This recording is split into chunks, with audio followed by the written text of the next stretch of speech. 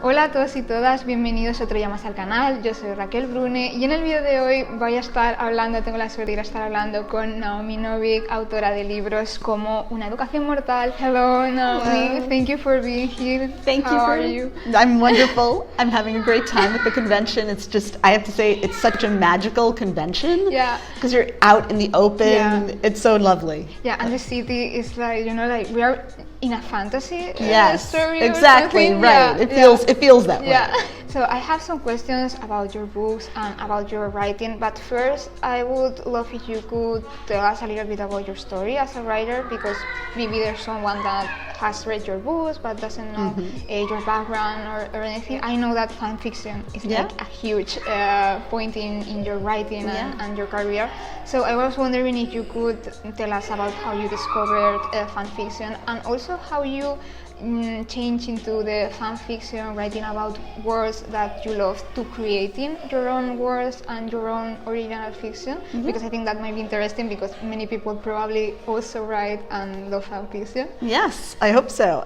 Like the question of how did I discover fan fiction, I can't actually answer that because I don't actually remember a time when I didn't write it, at least in my head. My mom has told me stories of long-suffering stories where I would be like 3 years old and I would demand that she make up new stories for me about the pirates from Peter Pan.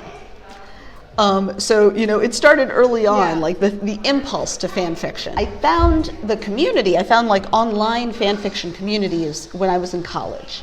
And I think that was like 1994, I want to say.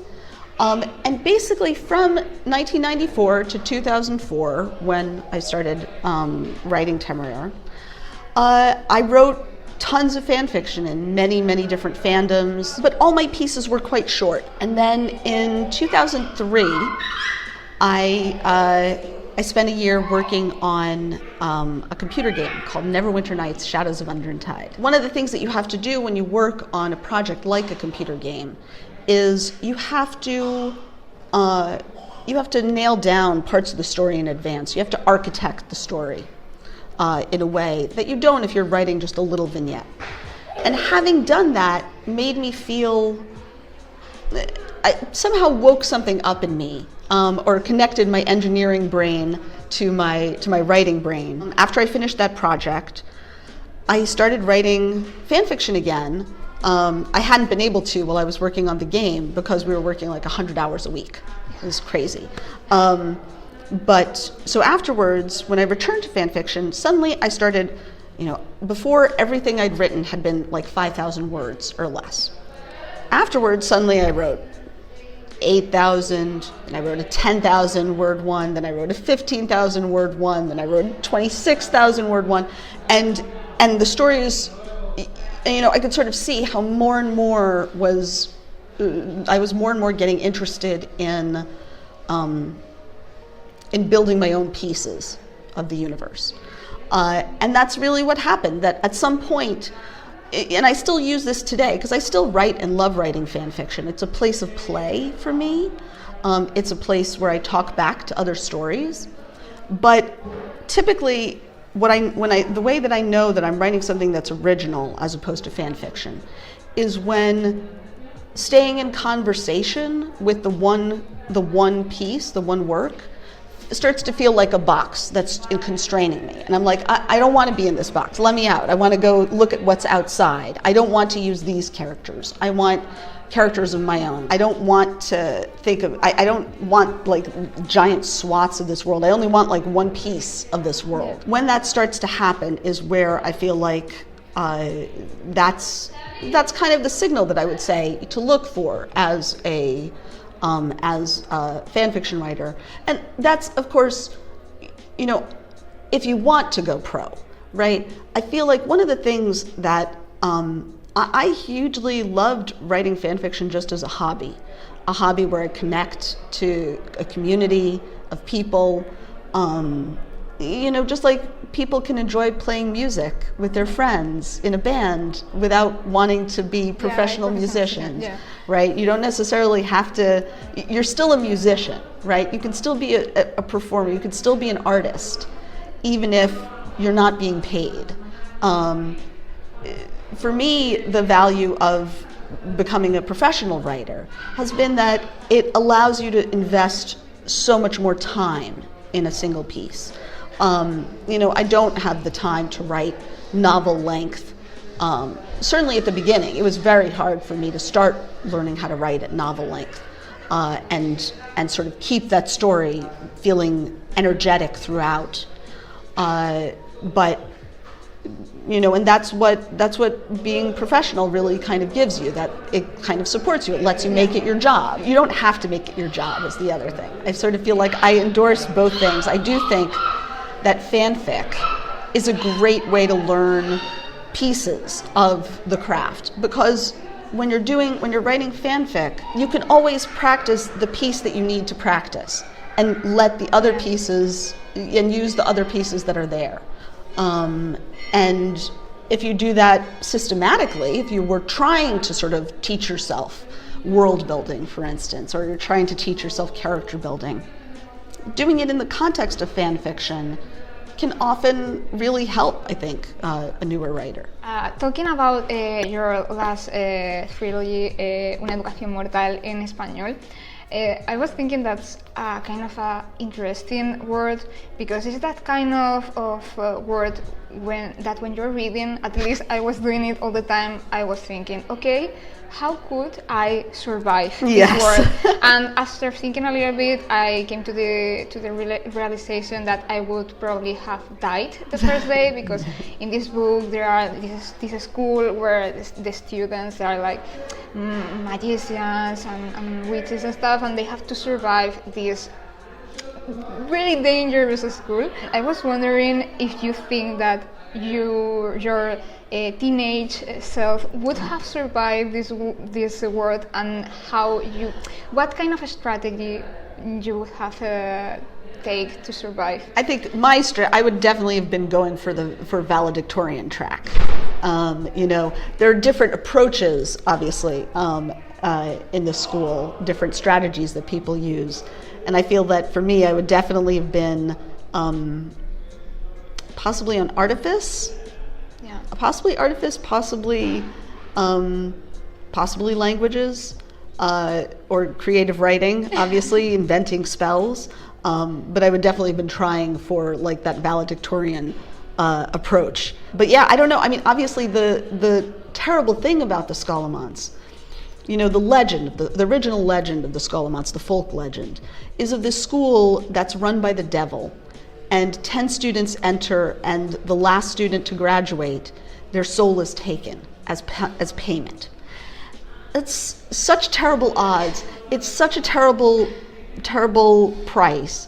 And for what you're getting, what you know, so that's the big question of the trilogy, right? Of the universe, is what makes people go to the Scholomance.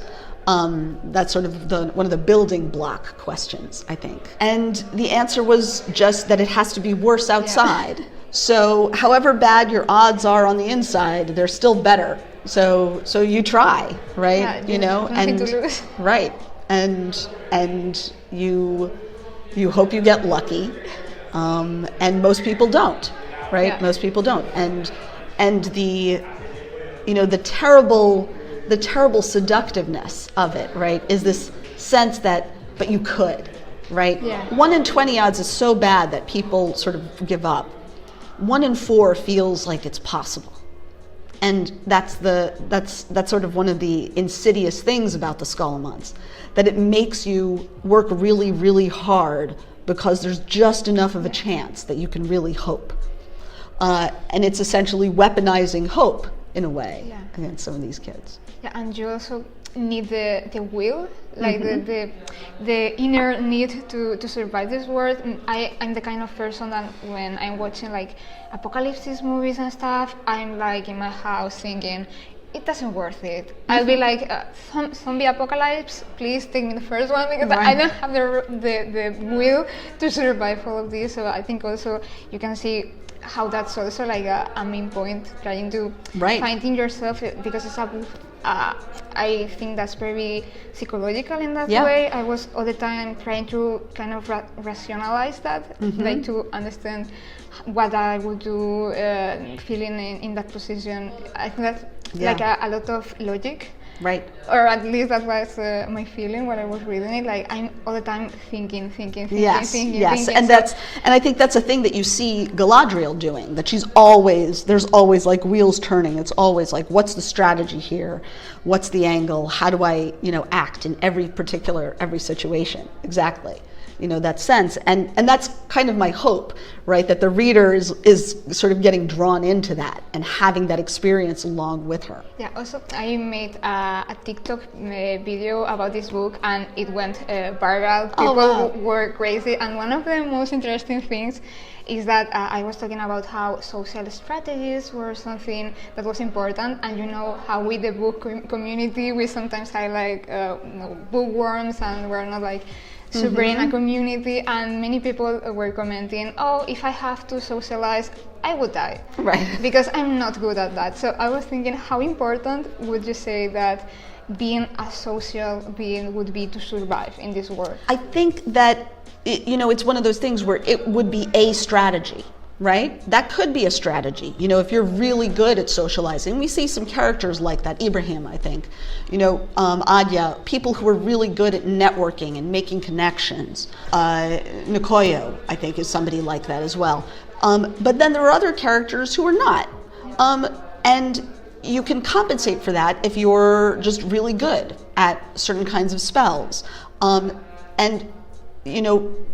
One of the things is, of course, in this universe, because it's so hard to survive, if somebody is really useful, if somebody is really smart, if they're really good at spells, other people will handle that.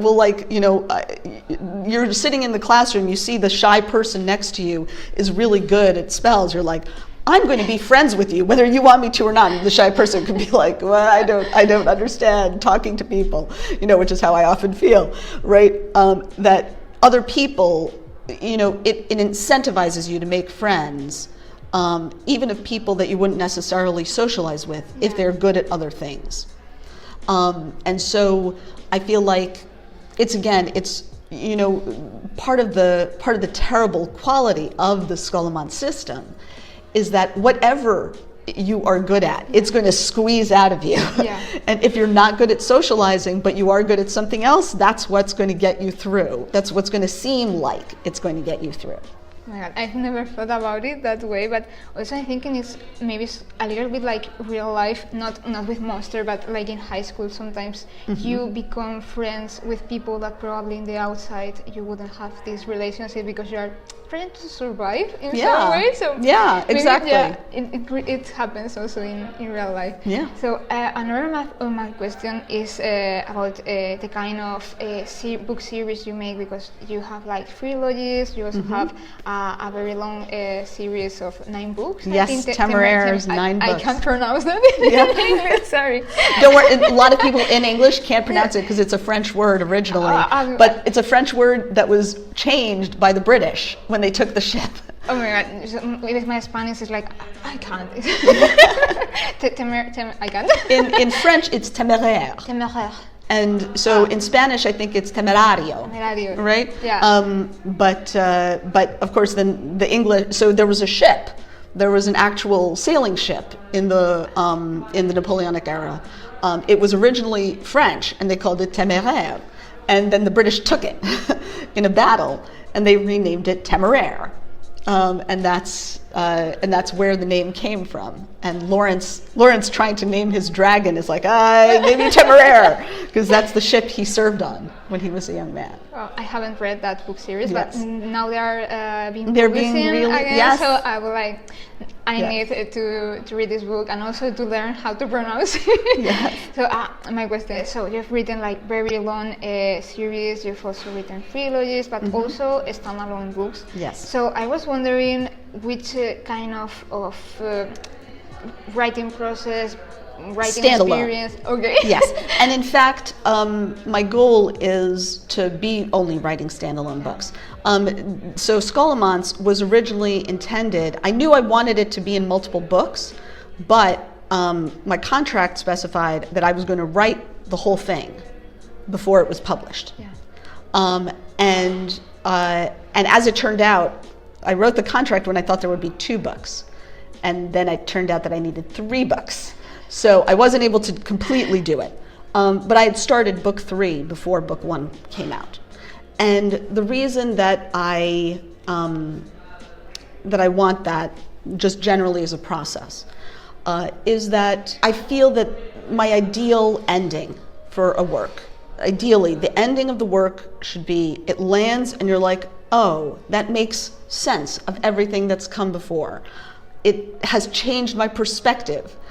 I almost want people to read it and feel like, I have to go back to the beginning and read the whole thing again, knowing the ending. So, sometimes people talk about spoilers. I feel like I don't really believe so much in spoilers. I think if spoilers actually spoil something, then they're not, not that there's a pleasure. There's a pleasure, but I don't think, I like surprise, right? I think surprise is fun. It's fun to have the first experience. But I don't think it spoils something good. I think ideally knowing the end should make the whole story sort of fit together like a lockbox. So I really want to do that, and that's very hard, at least with my process, to do if I can't go back and edit the start of the story after I've written the ending. Because very often, for me, as a writer, I don't know what I'm writing about until I finish it. And then I'm like, oh, that's what this was about. The same experience, right, that I want the reader to have. And then I'm like, okay, now I know what this is about. I'm going to go fix the whole story so that it actually fits together. If the book has already been published, you can't, sneak into people's houses and change the book on their shelf. So you kind of have to have it all accessible to edit before letting it go. And so I feel that that's something that I really want to do. And I sort of came to that conclusion while writing Temerario, because I could see that I was, those last 3 books of Temerario, I was consciously thinking about, all right, how am I going to pull all these pieces together? How am I going to satisfyingly land, 9 books worth of story at the very end?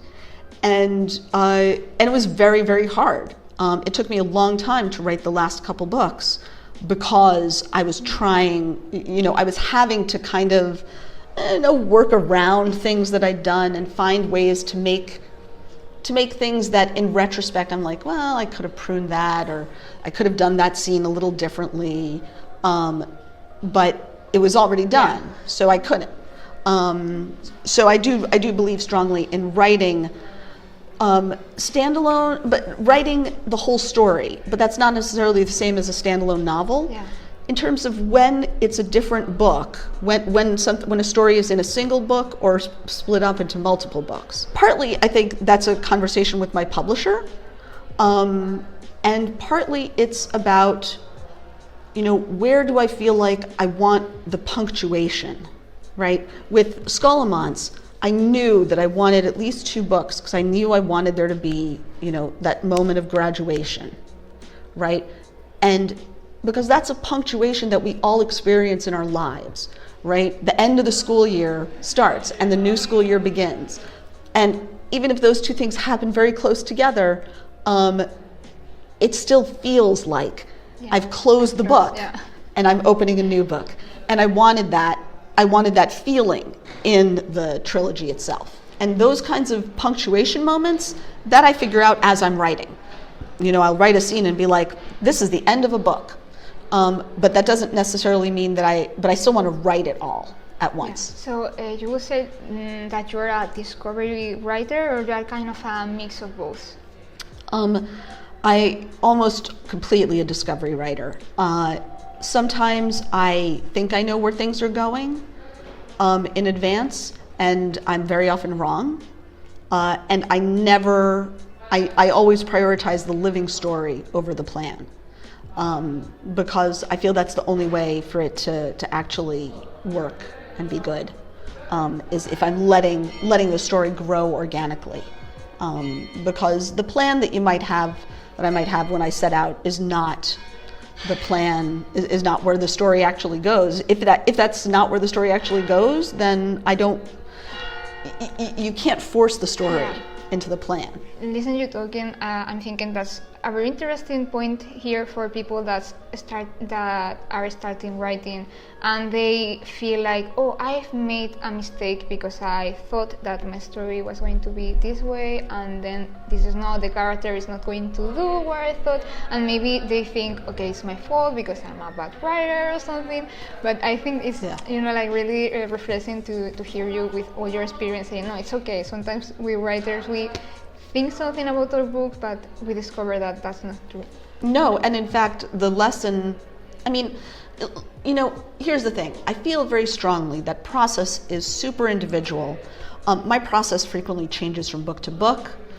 In fact, right now, I am working on a book where I am constructing a secondary world in advance before I start writing, because it's going to take place on a completely different world.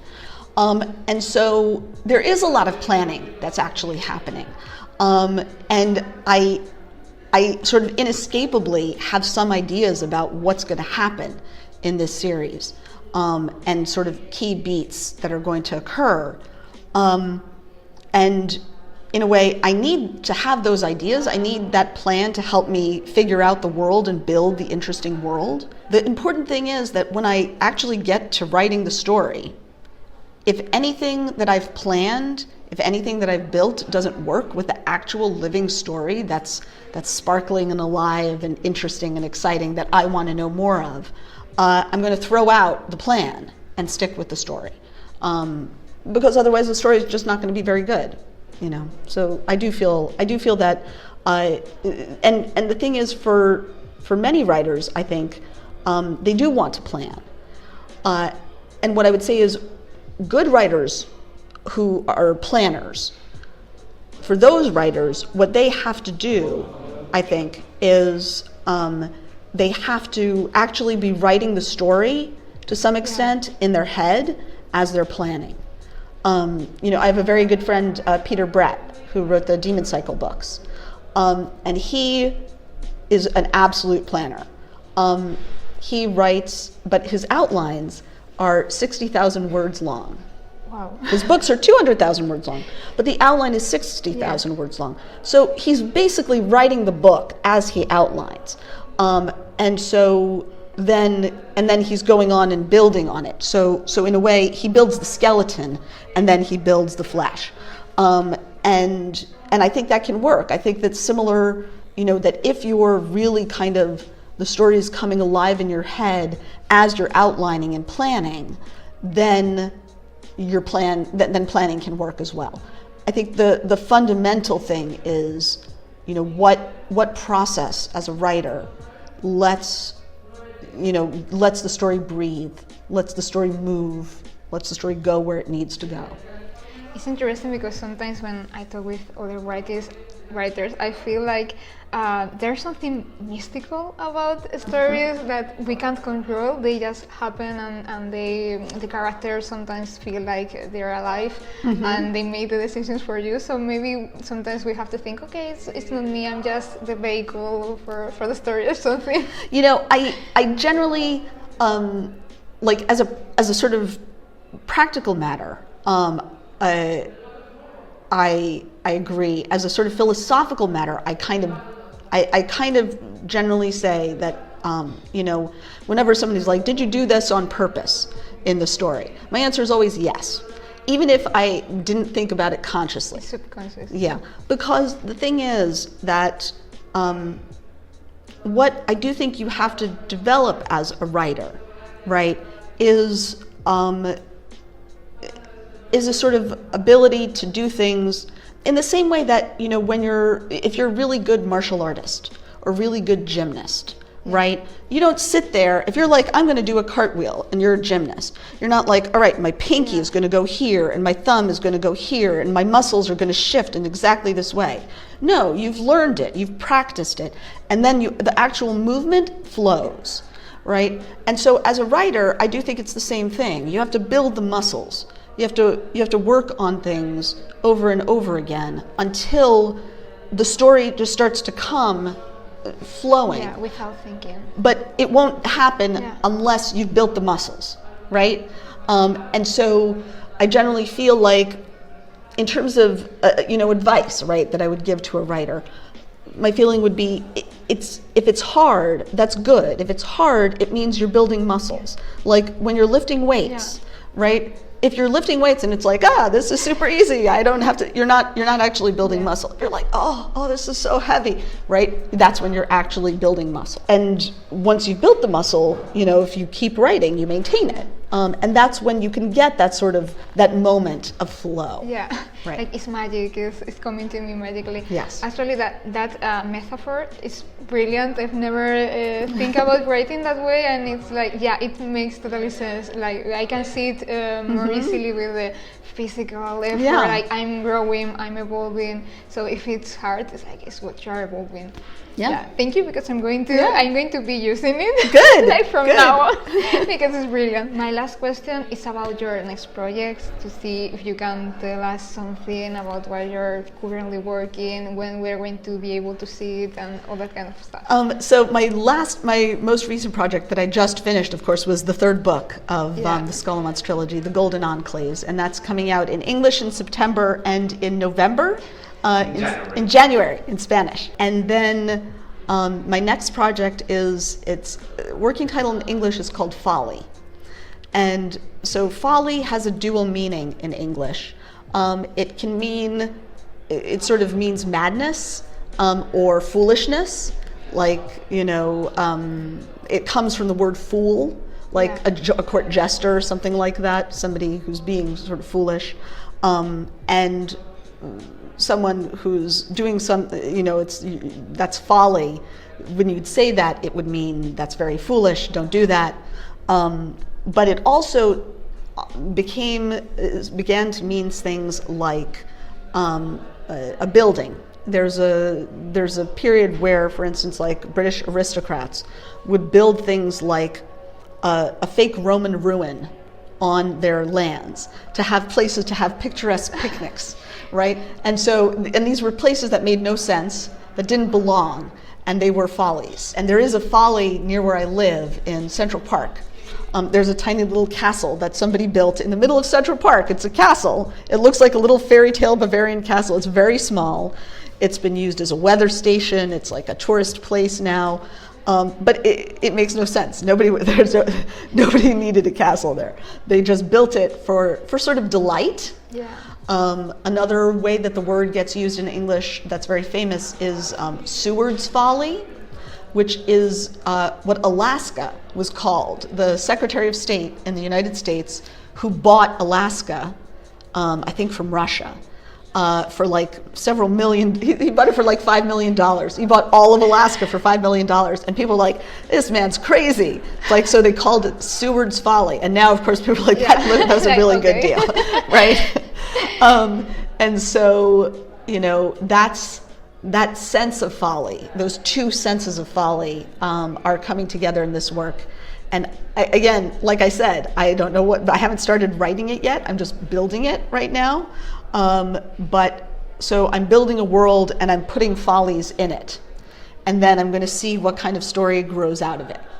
And in fact, one of the things that I'm doing while I'm here in Spain is I'm going to be going to Barcelona to look at some of the Gaudi buildings, because I'm looking for a building to cast in my book. I think you're going to love it, because it's really beautiful and very, Yes. And that's funny, because listening to you, I'm thinking, so in the past, people, they also did these kind of things, because, with Instagram, I'm an Instagrammer, we do like a lot of pictures just because, like, this is beautiful, I'm going to take a picture with it. I don't know what it is, but it's going to look very beautiful and aesthetic, so I'm going moment to take this picture. Yep. And it's like, okay, people have been doing this. It's Yes, not us. oh, absolutely, It's absolutely. something really human. Yeah. So it sounds very interesting, and I'm really looking forward to read Thank you. it. Thank you so much for being here Thank and you. for answering my questions. I'm sure that people are going to be taking, like, for example, that metaphor. I'm loving it, the metaphor. Excellent. It's brilliant. Muchas gracias a todos y todas por ver este vídeo. Espero que os haya gustado. Como siempre, nos vemos en el próximo vídeo del canal. Chao. Bye bye.